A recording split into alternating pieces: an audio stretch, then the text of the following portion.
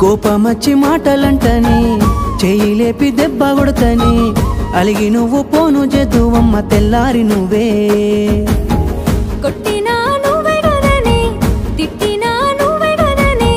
కందినా నా మనసుకు మల్ల మందు నువ్వేనే మన బాధలన్నీ రాయబోతే పల్లవి కన్నీళ్ళే రాసుకున్నవి చరణాలవి కన్నీళ్ళెందుకేవో పిల్ల పల్లవి ఈ లచ్చుమయ్య గుండెలు పిరున్నది